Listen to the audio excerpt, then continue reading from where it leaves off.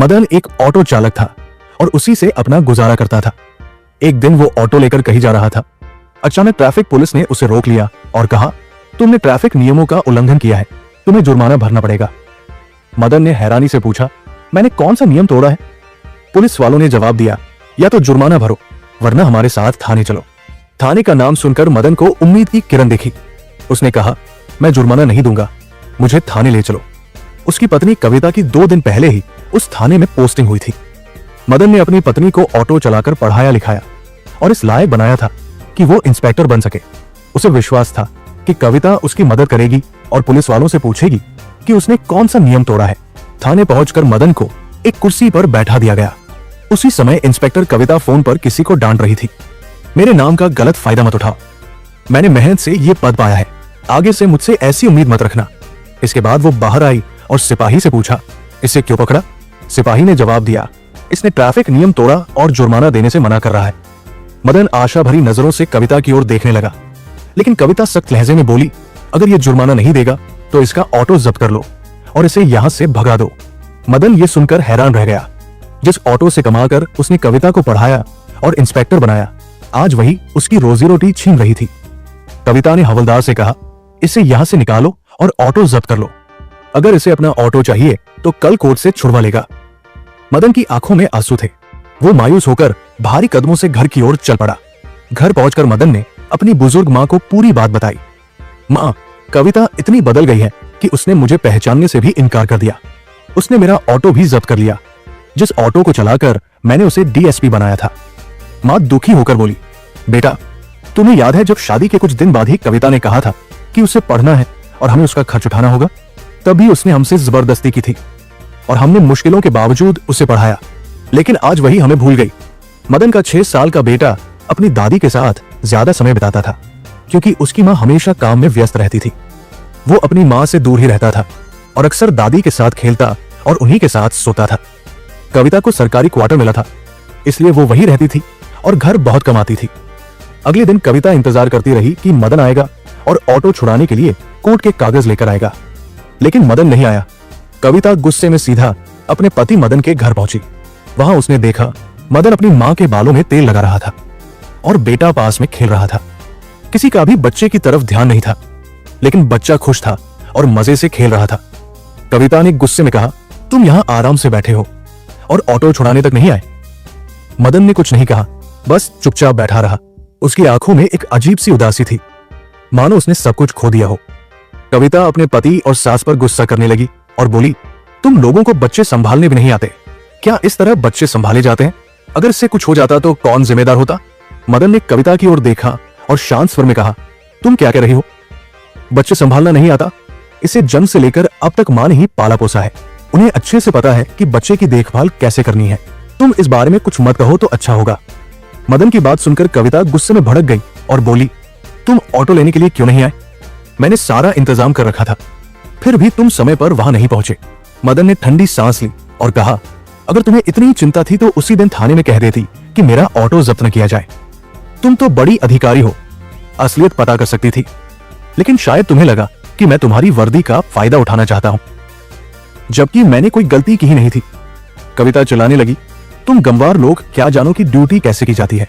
तुम लोग बच्चे की भी सही से देखभाल नहीं कर सकते। इतना कहकर उसने अपने बेटे का हाथ पकड़ा और उसे कमरे में ले गई। वहां उसने बेटे के सारे कपड़े और सामान पैक किए और गुस्से में बोली, मुझे तुम जैसे गंवार इंसान के साथ नहीं रहना। मैं कब तक तुम लोगों की बकवास सुनती रहूंगी? मदन ने शांत स्वर में कहा, अगर तुम्हें ऐसा सही लगता है तो वैसा ही करो। लेकिन उनका 6 साल का बेटा रोने लगा और दादी की ओर इशारा कर बोला, मुझे मम्मी के साथ नहीं जाना, मैं पापा और दादी के साथ ही रहूंगा। बच्चे की बात सुनकर भी कविता नहीं रुकी। उसने बेटे का हाथ खींचा और उसे जबरदस्ती अपने साथ सरकारी क्वार्टर ले गई। जब ये बात कविता के माता पिता को पता चली तो उन्होंने उसे बहुत डांटा, लेकिन कविता अपनी वर्दी के घमंड में थी और बोली, मुझे किसी से कोई मतलब नहीं। उसकी इस बात से उसके माता पिता बहुत दुखी हुए और उससे बात करना बंद कर दिया। उसका भाई भी उसे समझाने की कोशिश करता, लेकिन वो उसे भी बुरा भला कह देती। धीरे धीरे कविता सबसे कटती गई। कविता ने अपने बेटे की देखभाल के लिए एक नौकरानी रख ली थी। एक दिन दोपहर में वो नौकरानी बच्चे को बाजार लेकर गई। उसी समय मदन की मां भी वहां कुछ खरीदारी करने आई थी। जैसे ही बच्चे ने अपनी दादी को देखा, वो दौड़कर उनके पास गया और उनसे लिपट गया। उसकी आंखों में आंसू थे। उसने रोते हुए कहा, दादी, मुझे तुम्हारे साथ रहना है, मुझे मम्मी के पास नहीं जाना। मम्मी तो एक गंदे अंकल के साथ रहती है और वे दोनों मुझे मारते भी हैं। दादी घबरा गई और बोली, बेटा तुम क्या कर रहे हो?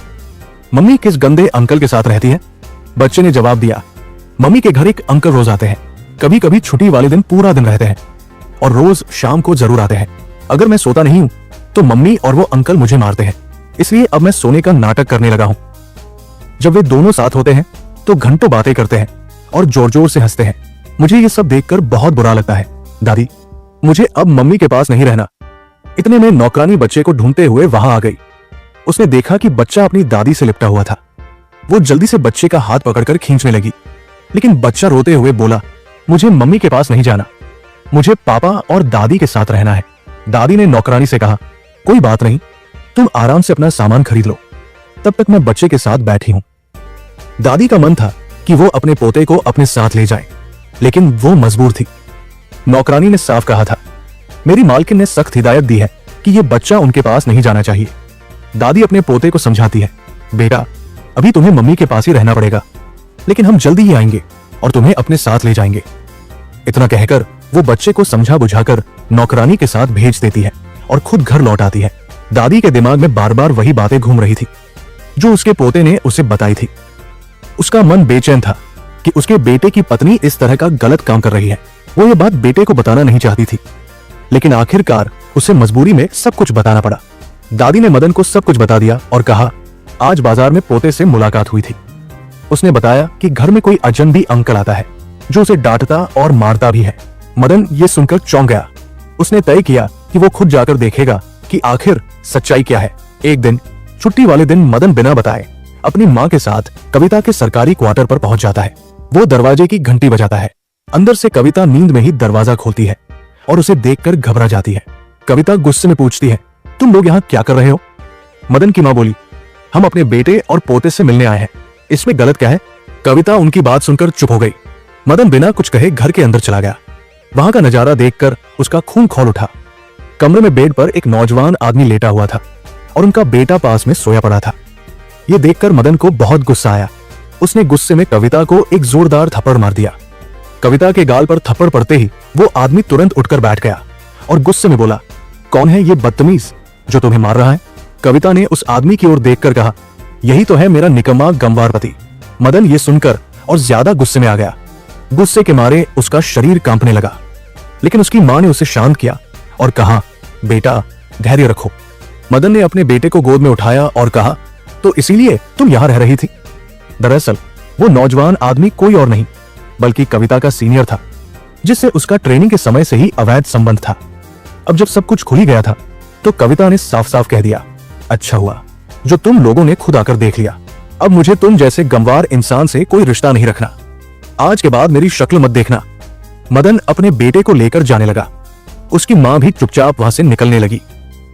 तभी कविता ने मदन को रोककर कहा, जाते जाते ये भी कर दो, मैंने पहले ही तलाक के पेपर तैयार कर रखे हैं, इन पर साइन कर दो। मदन ने बिना कुछ कहे तलाक के कागजों पर साइन कर दिए और बेटे को लेकर वहां से चला गया। अब मदन अपने घर के एक कमरे में बैठा था।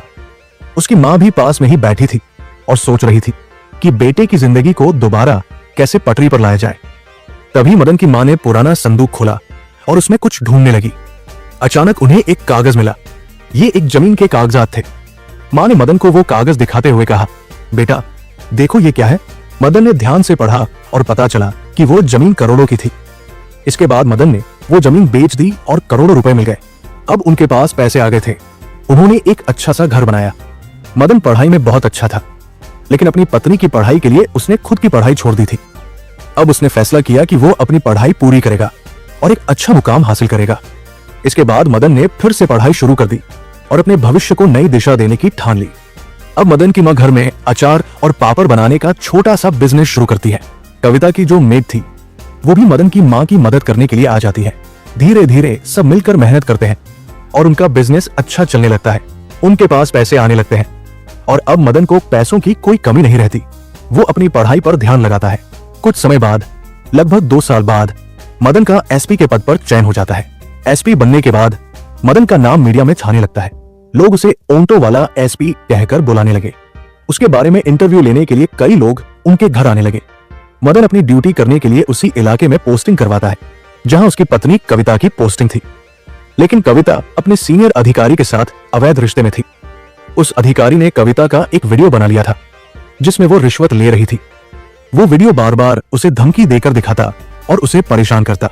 कविता को अपनी गलती का एहसास होता है, लेकिन वो कुछ नहीं कर पाती क्योंकि उसने मदन से तलाक ले लिया था। समय बीतने के साथ कविता की हालत और भी खराब हो जाती है। वो जानती थी कि उसका प्रेमी पहले ही शादीशुदा था और उसके 2 बच्चे थे। एक दिन उसने उस व्यक्ति से ये सवाल किया तो उसने उसे धमकी दी, अगर तुम मुझसे कुछ भी कहोगी तो मैं तुम्हारा वीडियो सबको दिखा दूंगा और तुम्हारी नौकरी भी चली जाएगी। इस डर से कविता चुपचाप अपनी जिंदगी जीने लगी। उसने खाना पीना छोड़ दिया, अच्छे कपड़े पहनना बंद कर दिया और उस आदमी ने उसे फोन भी रखने से मना कर दिया था। एक दिन जब एसपी साहब के स्वागत के लिए पार्टी रखी गई और उस पार्टी में कविता को भी शामिल होनी थी। वो जब पार्टी में शामिल हुई तो उसे स्टेज पर बुलाया गया और कुछ शब्द कहने के लिए कहा गया। जैसे ही वो स्टेज पर चढ़ी उसे चक्कर आ गए और वो बेहोश होकर गिर पड़ी। कविता को अस्पताल ले जाया गया। मदन अब जो एसपी थे वे देखे कि वही कविता जो पहले घमंड में रहती थी आज बहुत कमजोर हो गई थी। वो अब ठीक से खा भी नहीं पा रही थी। अस्पताल में डॉक्टर ने कहा कि कविता की हालत कमजोरी के कारण खराब हुई है। मदन को यह सुनकर बहुत हैरानी हुई। वो सोचने लगा, एक इंस्पेक्टर को ऐसी कमजोरी कैसे हो सकती है। कुछ दिन बाद कविता सोचने लगी कि वो कभी मदन से मिलेगी और उसे सारी सच्चाई बताएगी। तभी एक दिन जब कविता मार्केट में जा रही थी उसे अपनी सास मिल गई। वो अचानक अपनी सास के सामने आकर खड़ी हो गई और कहा, माँ जी आप कैसी हैं? सास ने चश्मा नहीं पहना था और उसे पहचान नहीं पाई। वो बोली, तुम कौन हो और मुझे माँ जी क्यों कह रही हो? तब कविता ने कहा, माँ जी मैं कविता हूं, क्या आप मुझे पहचान नहीं पा रही हैं? कविता की सास को उसकी शक्ल नहीं पहचान पाई क्योंकि उसकी हालत बहुत बदल चुकी थी। सास ने कहा, तुमने मेरे बेटे को ठुकरा दिया, मुझे तुम्हारी कोई जरूरत नहीं। अब मदन की माँ का बिजनेस अच्छा चल रहा था और वो बाजार में सामान खरीदने आई थी। वो कविता को पहचान कर भी नकार देती है और कहती है कि मुझे तुमसे कोई बात नहीं करनी।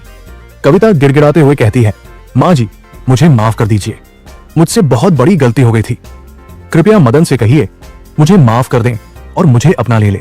इसके बाद कविता की सास कहती है, बेटी जो तुमने किया है उसका फल तुम्हें भुगतना पड़ेगा।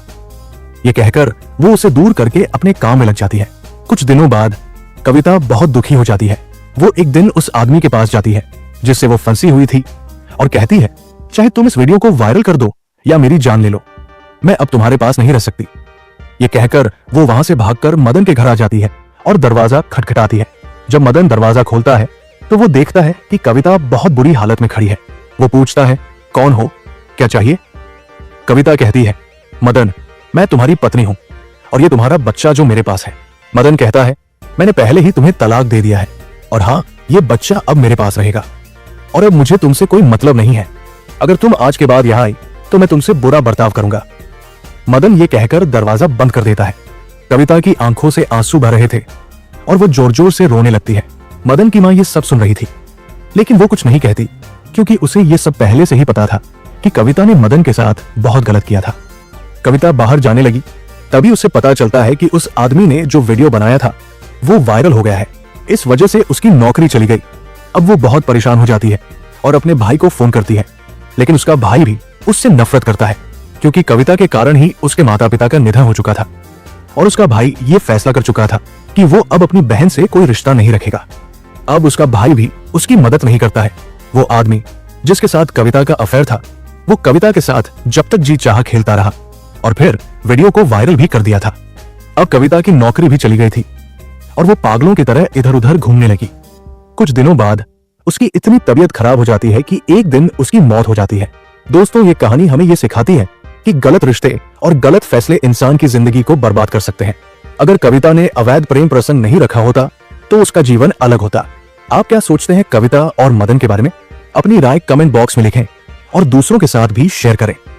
इन कहानियों का उद्देश्य सिर्फ सभी को सीख देना है ताकि हम अपने जीवन में सही फैसले लें। हम आगे भी इसी तरह की कहानियां लाते रहेंगे। जय हिंद, जय भारत, धन्यवाद।